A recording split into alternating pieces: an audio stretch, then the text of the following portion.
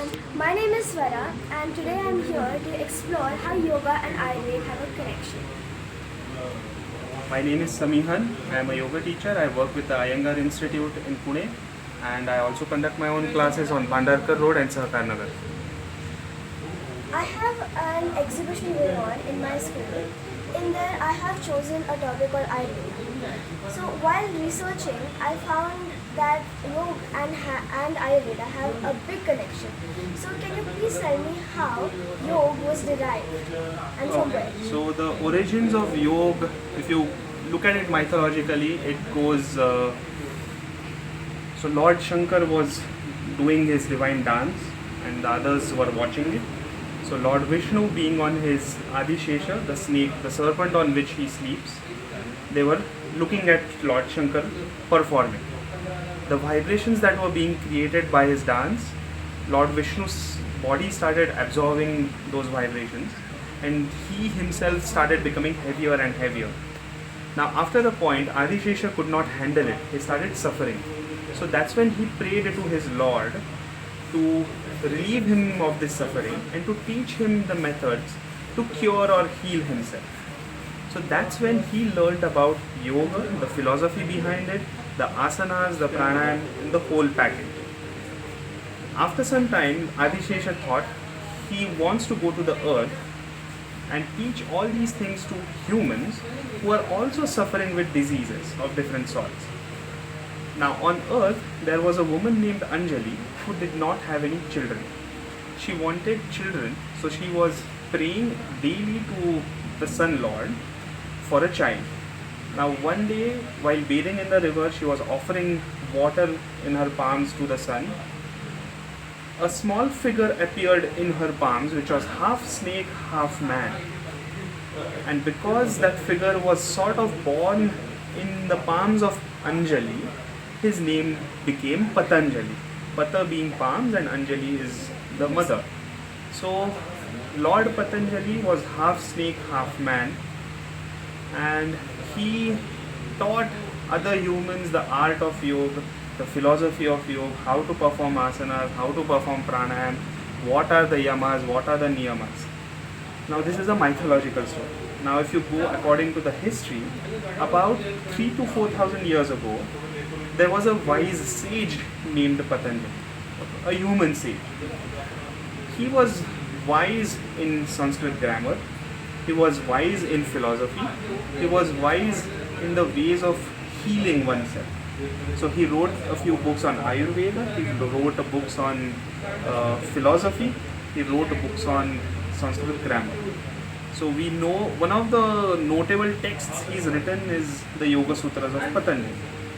Okay? So these are the roots, the origins of yoga. So that's all. That's all.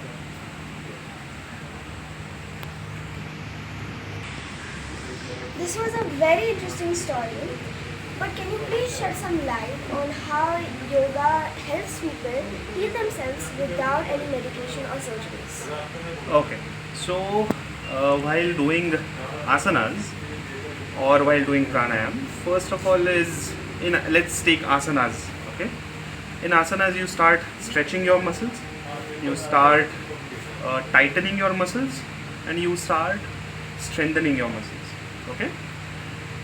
So for example, if a person has a knee injury, okay, most of the times the rest of the muscles of your leg are not working correctly. So in asanas like Trikonasana, Parshvakonasana, Ardha Chandrasana, in the standing poses, our legs learn to strengthen in such a manner that they start supporting the knee structure. So when they start supporting it, the load that the ligaments are having is sort of taken away from them, and that work is shared throughout the leg. So then that's how the knees start becoming more and more stronger and stronger. Okay. Now what about intestinal issues? What about heart issues? Right. So people with heart problems, generally when you start opening the chest or when you start expanding it vertically, you start having more room for the lungs to spread out, more room for the heart as a muscle to enlarge, right? So that takes the pressure off the heart and it can beat a little better. So then your blood circulation becomes better. And once your blood circulation starts becoming better, the rest of your body starts getting all the nutrients that it should. Any blood that might be stuck somewhere, like the venous blood that generally gets stuck in the feet, that starts getting pumped back. So the amount of carbon dioxide that you throw out of the body, that becomes more efficient. So once that happens, you start oxygenating more. The more you oxygenate, the more alert you become, the better your brain functions. So this is how asanas slowly and steadily start working not only on the problem area, but on the rest of the system as well. Okay? So then what is the difference or connection between physiotherapy and yoga? Okay, so from my point of view personally, asanas are more of an experiential exercise.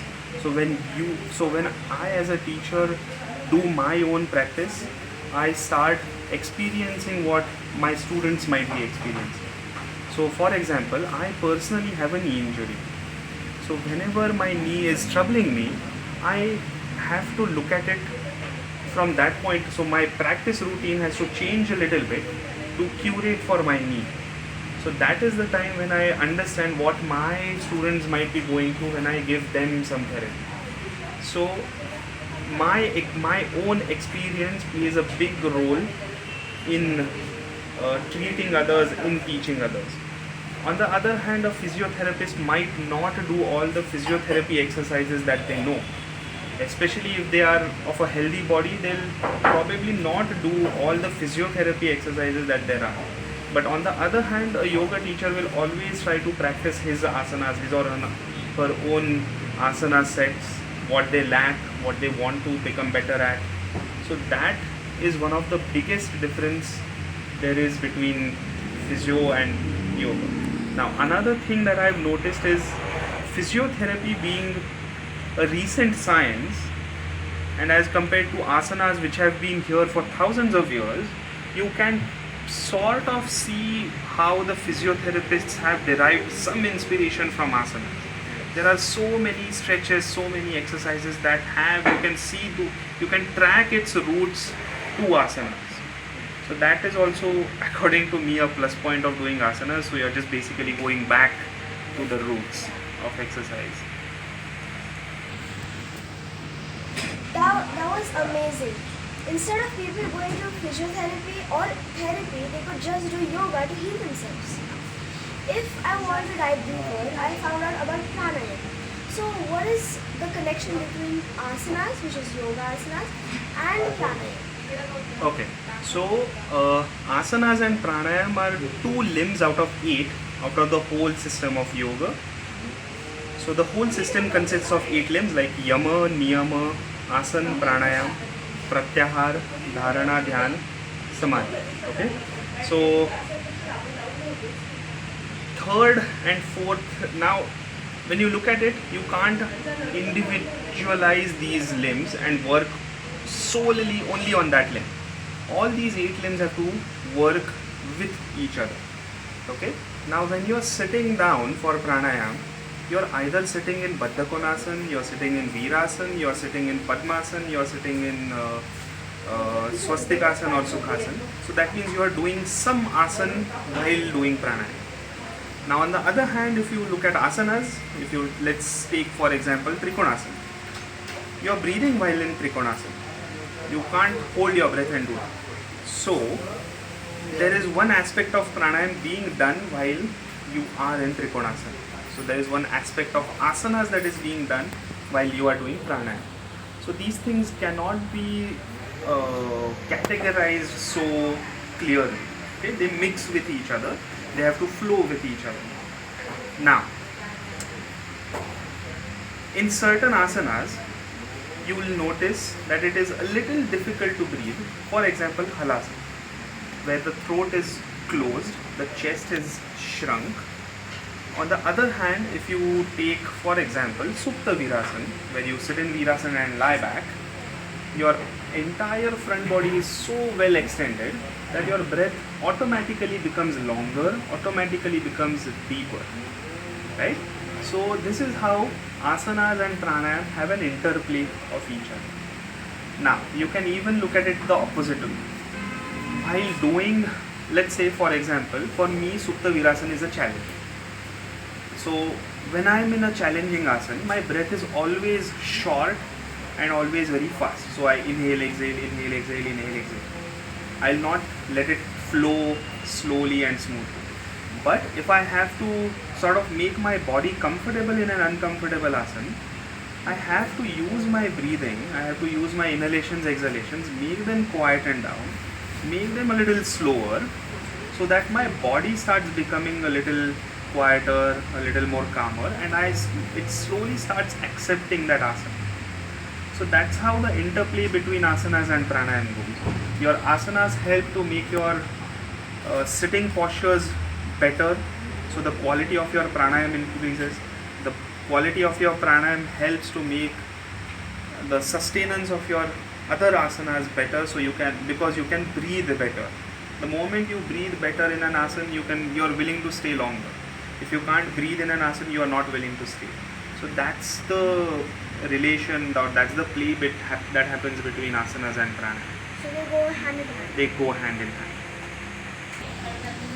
So now about the things like the asanas and pranayam which you have talked about, does this ever affect a person's character or personality? So yes, it does.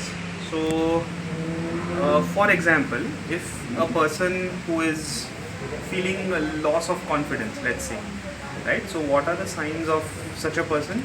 They feel shaky in their legs. Their legs are, they'll always say that their legs don't feel strong. So for such a person, standing poses help by making the legs stronger, firmer, and that eventually translates to or modifies itself or transforms the person's loss of confidence to gaining his confidence levels back to what they are supposed to be, or even making him confident to do whatever he or she wants to do. Another example is a person who is suffering from depression, let's say, right?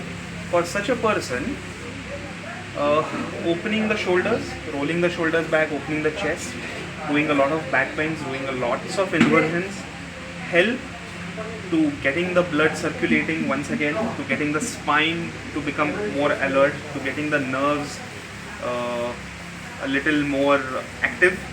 That helps a person